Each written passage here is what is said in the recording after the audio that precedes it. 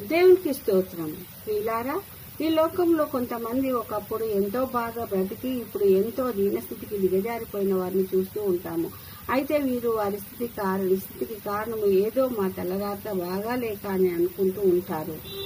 ఇంకా కొందరు తల్లిదండ్రులను విడిచి దూరంగా వెళ్లిన పిల్లలు, లేక పిల్లలను దూరం చేసుకున్న తల్లిదండ్రులు ఒకరి అభిప్రాయాలు ఒకరికి నచ్చక విడిపోయిన వారు కావచ్చు, లేక పరిస్థితుల ప్రభావంతో వేరుపడ్డవారు కావచ్చు, లేక లోబడినొల్లని వారై వేరుపడి ఉండి ఉండొచ్చు. ఒకప్పుడు మంచిగానే చదివిన వారై ఉండి ఇప్పుడు చదవలేకపోతున్నారో ఏమో. ఒకప్పుడు శాంతి సమాధానం కలిగిన జీవితంను, కానీ ఇప్పుడు నెమ్మది లేని జీవితంను, ఇలా ఎంతో మంది ఏదో విధంగా తారుమారైన జీవితంలో, ముఖ్యంగా కరోనా వచ్చి వెళ్లిన తర్వాత ప్రతి ఒక్కరి జీవితాలలో ఈ ఒడిదుడుకులను మనము గమనించగలము. అది ఆర్థిక పరంగా కావచ్చు, ఉద్యోగరీత్యా కావచ్చు, రోగంలో స్వస్థత రాక కావచ్చు, లేక మరి ఎన్నో విధాలుగా దేవుడు మంచి జీవితంలో ఇచ్చినప్పటికీ వాటి నుండి తొలగిపోయి ఉండి ఉండవచ్చు. ఇంకా మరి ముఖ్యంగా ఈ పరిస్థితులను సరి చేసుకుంటకై ఏవేవో ప్రయత్నాలు చేసినప్పుడు ఆ ప్రయత్నాలు ఫలించినట్లే ప్రక్కనే దగ్గరలోనే జరుగుతున్నట్లుగానే ఉండి ఉండవచ్చు. కానీ ఫలితమును ఏమి చూడలేకపోతున్నాము. ఎందుకు ఇలా అవుతుంది అని దిగులుతో ఉన్నారేమో, మానసికంగా సంఘర్షణకు గురి అవుతున్నారేమో, దిగజారి కుంగిపోయి ఉన్నారేమో, కన్నీరు కారుస్తూ అంతకుముందు జీవితమును గుర్తు చేసుకుంటున్నారా? ఏ విధంగానైతే 137వ కీర్తనలో ఇశ్రాయేలీలు నెబుకద్నెజరు వచ్చి వారి దేశమును కొల్లకొట్టి యవనులను, ముసలివారును, గర్భిణులను, చిన్నపిల్లలను చూడక ప్రతి ఒక్కరిని నరికి వారి ఎడల అద్భుతములను, ఆశ్చర్య కార్యములను చేసి సుఖ సంతోషములను కలుగజేసి పాలు తేనెలు ప్రవహించు దేశమును ఇవ్వగా దానిని నిలుపుకోలేక దేవుడు చెప్పిన విధముగా ఆయన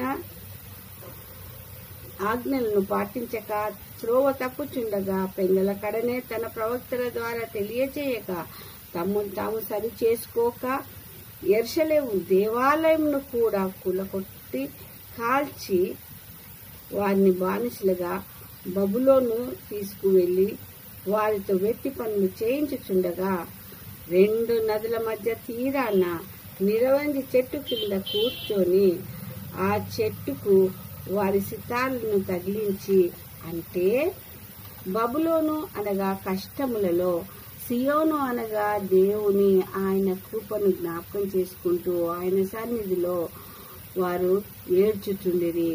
నిరవంజి చెట్టుకు సితారును తగ్గించి తిని, అంటే ఆ నది తీరాన మన సంతోషములను సమాధానములను విడిచివేసి ఓటికుండ వంటి వారమైనాము.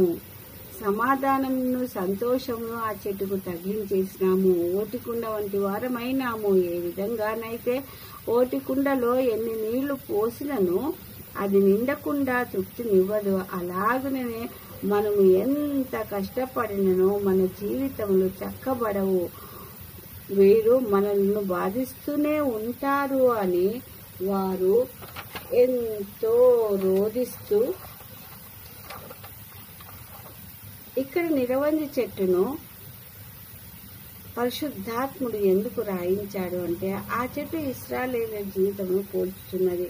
అది నీడనిచ్చే చెట్టే, కానీ అది రోధించే వంగిపోయిన కొమ్మలతో దిగులుతో కన్నీటిని, అంటే ఆకుల నుండి నీరును కారుస్తూ ఎంతో గుబురుగా నుండుటచే ఆకుల మధ్యలో గాలి వీచినప్పుడల్లా అది సమూహంగా ఏడుస్తున్న రోధిస్తున్న శబ్దముగా వినబడుచుండును.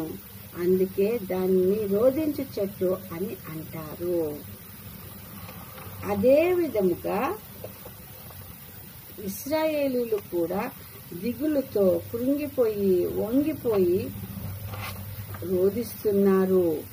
మా కష్టముల్లో నిన్ను మరొక జ్ఞాపకము చేసుకుంటూ నీ తట్టు తిరిగి నీవే మా విమోచకుడవని, నీవే మా రక్షకుడు అని, మాకు బదులుగా ప్రతీకారము తీర్చుకుని వాడవు నీవే కాబట్టి నీకే మా స్తుతులు మహిమలు చెల్లించుకుంటున్నాము అని వారు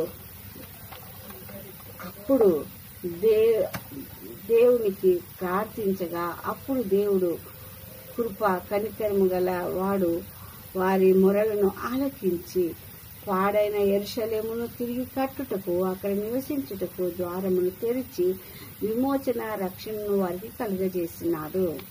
అలాగనే ప్రియులారా, ఇప్పుడు ఎవరైతే ఇలాంటి పరిస్థితుల్లో ఉన్నారో వారు రోధించక, వంగిపోక, కృంగిపోక, దిగులు పడక ఒక్కసారి మనల్ని మనము పరీక్షించుకుని, దేవుడు లోకంలో ఎంతో ప్రేమించి తన అద్వితీయ కుమారుని ఈ లోకంలోనికి పంపగా, ప్రభువు శిలువలో తన ప్రాణమును పెట్టి తన పరిశుద్ధ రక్తమును చివరి వరకు అనగా నీరుగా మారునంతగా వరకు కార్చి రక్షణను ఇచ్చిన విధమును, మరణమును ఓడించి విజయమును ఇచ్చిన విధమును గుర్తు చేసుకుంటూ, ఇప్పుడు సాతాను చేసే ఇబ్బందులపై కూడా విజయాన్ని ఇస్తాడని నమ్మి విశ్వసించి పశ్చాత్తాపంతో నలిగిన హృదయంతో ఆయన తట్టు తిరిగి ప్రార్థించిన సమస్తమును సాధ్యపరిచి తిరిగి యోబుకు ఇచ్చినట్టుగా రెండింతల దీవులను అనుగ్రహిస్తాడు మన ప్రభువు.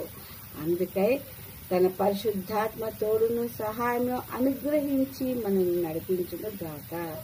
ఈ కొద్ది వాక్యమును దేవుడు దీవించును గాక. ఆమేన్, ఆమేన్, ఆమేన్.